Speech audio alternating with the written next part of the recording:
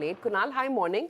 Before we talk about the Nifty, let's talk about FMCG and whether the sector has more headroom to go. It looks like, Aisha, because for the first time I think you're seeing a very synchronized price action across many FMCG names. Marico, for example, which you mentioned, that stock has picked up very well towards breaking past above its multi-month highs, and that too at a point when the entire FMCG sector was actually going through a bit of a struggle over the last many months. You look at the likes of HUL, for example, 2 consecutive days of strong price uptrend. The stock also yesterday showed signs of very good recovery, has managed to come back above its 50-day moving average. Nestle has been doing pretty well for itself. Britannia, Dabur, etc.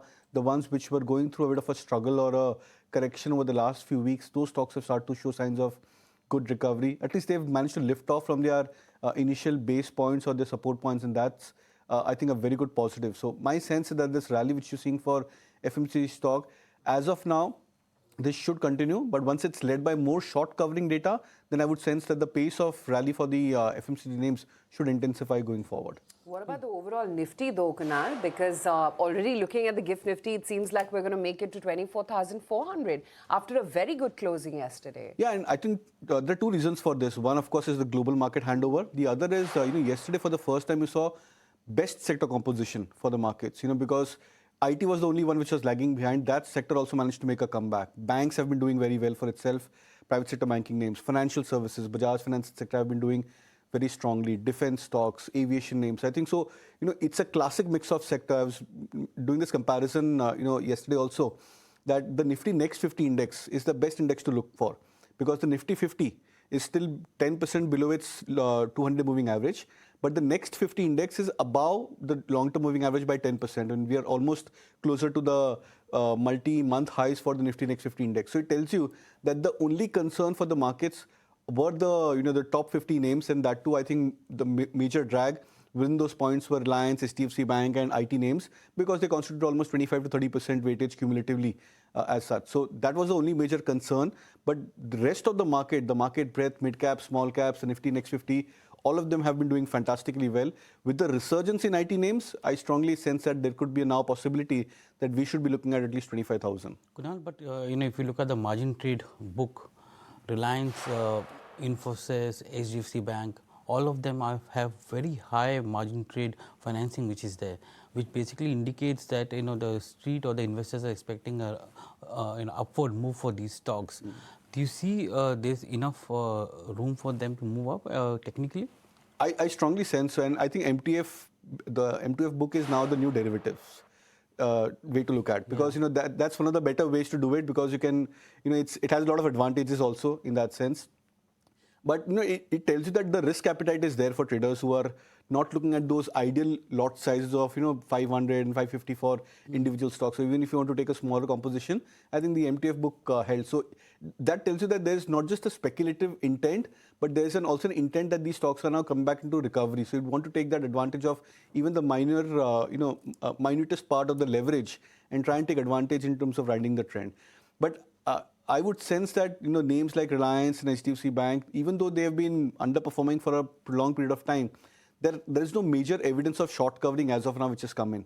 Generally what happens is at the start of an expiry or at the end of a previous expiry, 2 days prior or 2 days post, is where we see heavy activity in terms of short covering, because that sets the tone for those stocks going forward for the rest of the month or the rest of the series. We've still not seen those signs emerging for both these names. So maybe I think over the next 2-3 days we'll watch out if there is an evidence of short covering into these names.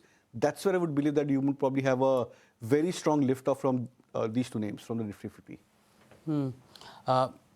Also, if you can also give us yesterday auto was a pack which was doing, especially, I'm not looking at the OEM part of it, but the auto ancillary part of it. If you look at the broader market, the auto ancillaries pack was the most buzzing stock sector at that, in that Sona Koya and others.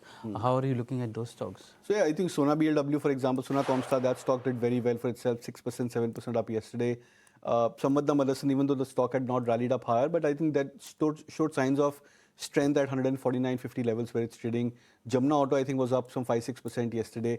So yes, many of those stocks had shown signs, and Auto Ank actually has been a better performing sector as compared to auto stocks OEM. So even if you do a comparison over the last 3 months, names like Sona, BLW, etc. These stocks have rallied up 20-25% as compared to maybe a 5% to a 7% kind of a modest rally for these auto OEMs. So the auto ANC space has done very well. Many stocks have given breakouts of their multi-year, multi-month highs. And I would sense that this trend should continue. But there would come a point where the auto ANC probably would have run up exceedingly high.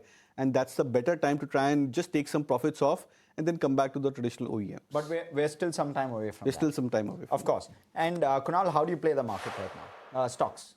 So two buy calls. Force Motors is something which has come back into the radar in terms of a breakout.